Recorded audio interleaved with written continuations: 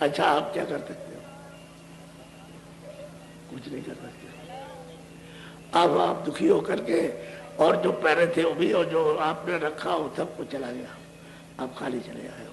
तो इससे अच्छा तो अपने देश ठीक था। अब वो तो उससे ज्यादा तकलीफ हुई, क्यों 25 साल तो वहां लग गए और यहाँ कुछ कमाते और ये रहते बच्चों के बीच में। तो मतलब एक कम से कम तो अब तो हमको चिंता बहुत हो गई कि अब पैसे कहाँ से आएंगे, अब तो यहाँ कोई काम भी जल्दी नहीं मिलेगा और उम्र भी जो है यानी मतलब 25 साल में गए, 25 साल वहां हुए, 50 साल हुए, तो उम्र थक रही है।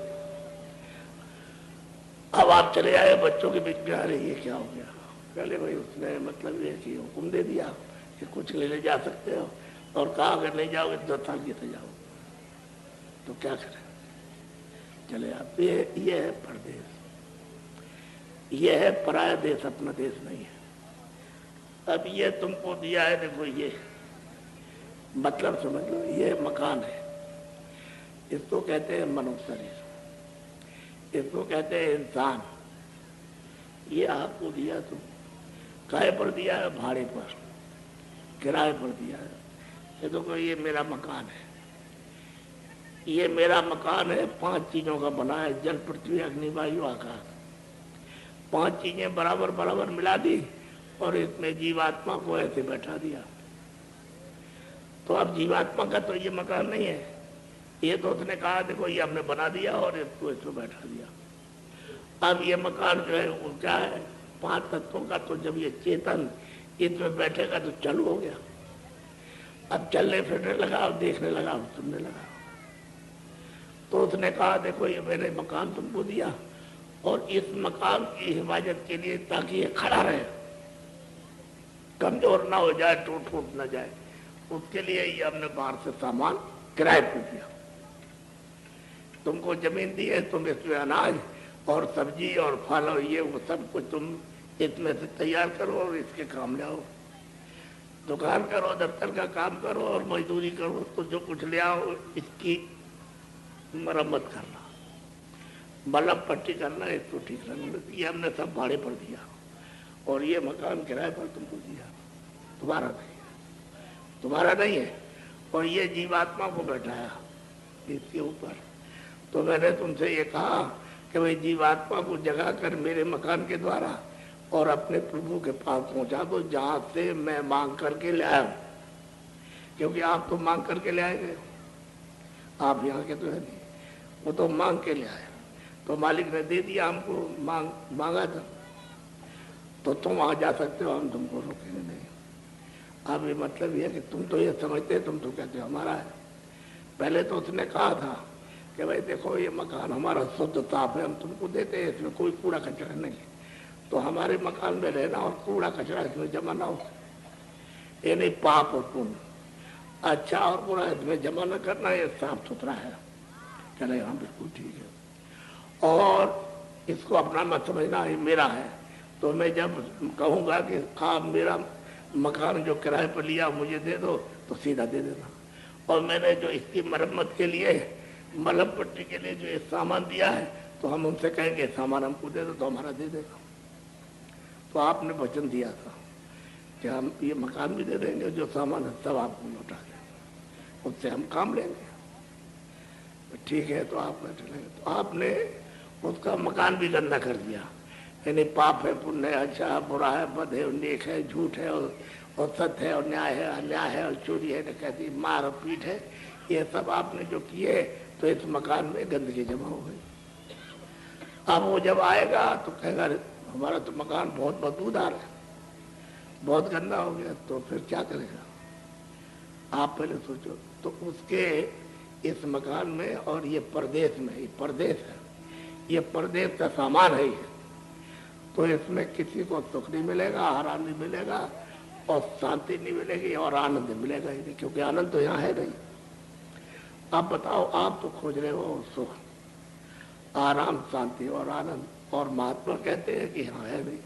तो आपको तो ये पूछना चाहिए था कि भाई हम यहाँ खोज रहे हैं सुख, आराम, आनंद, शांति, तो कहाँ मिलेगा? तो जानकार महात्मा होता कि चलो हम तुमको बताएं, तो जब वो बता देता तो आप चल देते, तुमको सुख भी मिल जाता, आराम भी मिलता और शांति मिलती, आनंद मिल जाता, तो तुम्हारा छुटकारा हो जाता। क्या छुटकारा होता, न तुम जलनते न मरते, न तुम चौरासी में जाते न नरकों में जाते।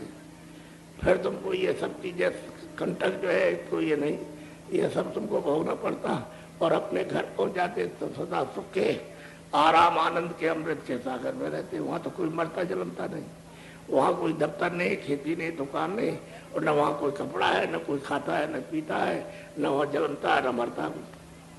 ऐसा तुम्हारी सब जीव आत्माओं का सुख का धाम है। तो आपने छोड़ दिया, परदेश में आए। अब ये चीजें तो आपने कभी सुनी नहीं। ये तो सुनते तुम क्या रहे, अंधे सुनाते रहे हो, बहरे सुनते रहे।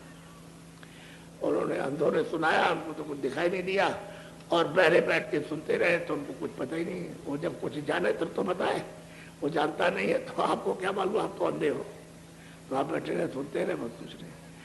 तो आप असल में ये कोई जानकार मिल जाता तब तो बताता, देखा हुआ, तब तो आपसे कहता अरे भाई तुम जल्दी करो, देखो तुम चल के यहाँ से, यहाँ कहाँ हो, चलो देखो। तो वो तो किसी ने बताया नहीं, और तुमने मतलब ये है बात तो असली।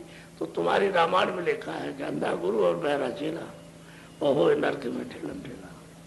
तो बताओ अब ये कैसे काम होगा, जब गुरु अंधा और चेला बहरा है, दोनों घोर नरक, ये जाएंगे बचने वाला दोनों में से एक भी नहीं है। और रामायण की चौपाई आप काट नहीं सकते हो, वो तो सत्य है बात, वो तो सत्य वचन है, वो तो महापुरुषों का सत्य वचन कटेगा नहीं। तो आप क्या समझते हो, क्या कोई खिलवाड़ है? ये जो लिखा है महात्माओं ने तुम्हारे लिए, तो कोई खिलवाड़ तमाशा थोड़ी लिख दिया। अरे इतनी बड़ी चीज बताई है तो तुमको तो जब उसमें लिखा था कि भाई महापुरुषों की खोज करना, किसी ऐसे मतलब मुर्शिद की, ऐसे गुरु की, ऐसे महापुरुष की खोज करना जिसने प्रभु को पाया, जिसने खुदा का और खुदाओं के खुदा जो है वो उसका जिसने दीदार किया, उसके पास जाओ। तो आपने तो ऐसों की खोज की नहीं, कभी सोचा ही नहीं कैसे मिलेंगे क्या नहीं मिलेंगे। अब तो आपको तो सोचना चाहिए था भाई, तुमको तो किताबों में सब लिख दिया था कि भाई तुम विश्वास करना, जो कुछ हमने लिखा तो तुमने विश्वास तो किया नहीं। तुम तो इधर चकमे में रहे, दूसरों के मतलब चकमे में पढ़ते रहे, धोखा देते रहे, बस वही, इसलिए तुम्हारा समय तो निकल गया। अब मैं आपको सुनाता हूँ, तो बड़े ध्यान से सुनो, कोई मैं कथा कहने तो आया नहीं। पहले तो ये जीवात्मा की उलझी जो समस्या है उसके समाधान के लिए कि इसको नरकों से, यानी उन यातनाओं से और 84 से कैसे बचाओगे, क्योंकि ये तो सीधी जा रही है, सीधा दरवाजा नरकों का खोल लिया। तो बताओ अब इसको बचेगा कैसे? तो हम तो उस समस्या को सुलझाने के लिए आए, या कथा अथा वार्ता सुनाने के लिए नहीं आए। असली बात ये, तो मेरी बात को सुनो। न जमीन थी ना आसमान था। जब ये जमीन नहीं थी, आसमान नहीं था, आप इसी बात को समझो तो हम नहीं थे, हम थे ही नहीं। जब जमीन आसमान नहीं रहेगा तो हम थे। आप पहले जब जमीन आसमान नहीं रहेगा तो कोई मंदिर और मस्जिद, कोई गिरजाघर नहीं।